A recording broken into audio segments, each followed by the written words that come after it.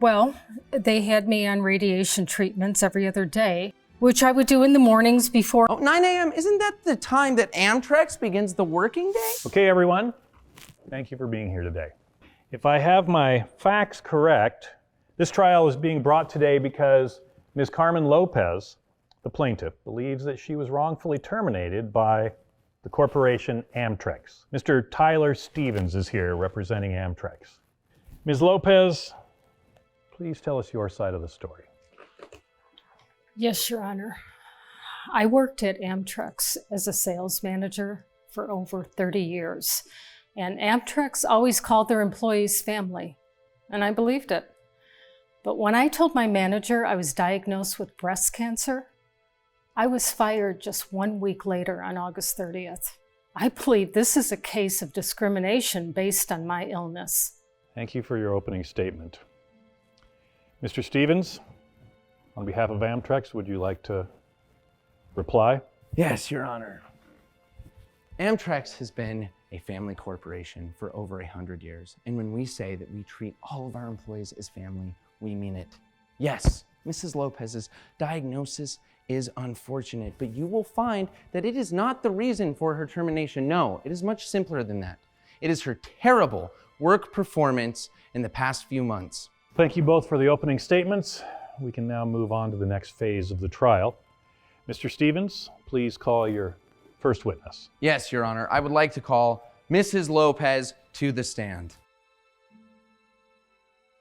So you had quite a hard time getting up there, Mrs. Lopez. Is there any reason why? Well, when I started chemotherapy, I lost a lot of weight, and I guess along the way, some of my strength and energy also. Or would you say that you've been feeling pretty fatigued regularly? Well, I do get tired more easily, but I could still... Is fatigue something that may have affected your work performance at Amtrex recently? Well, I started my treatments while I was still employed there, but that doesn't... Your Honor, I would like it marked on the record that Mrs. Lopez has admitted that her work performance has decreased in the recent time at Amtrex. Now, Mrs. Lopez, tell us about your day. Well, they had me on radiation treatments every other day, which I would do in the mornings before heading into the office. And these treatments, how long do they last? What time do they usually begin? I always tried to book the first appointment when the hospital was open at 9 o'clock. Oh, 9 a.m., isn't that the time that Amtrex begins the working day?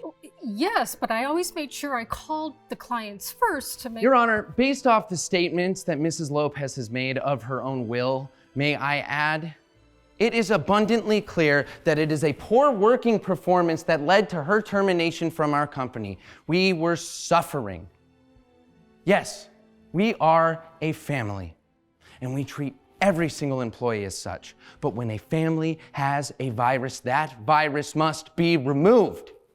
So with a sad and heavy heart, we had to let Mrs. Lopez go, but we had to get rid of the virus. No further questions, Your Honor. Mrs. Lopez, seeing that you're representing yourself, would you like to call a witness? Yes, Your Honor. I would like to call Mr. Adrian Lee. Mr. Lee, could you please tell the court what your job is and what our relationship has been? Yes, ma'am. Your Honor, my name is Adrian Lee. I'm the owner of a local pharmacy I inherited after my father passed away.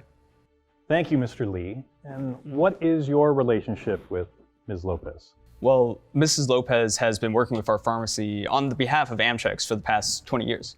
And since my diagnosis, how would you rate my performance?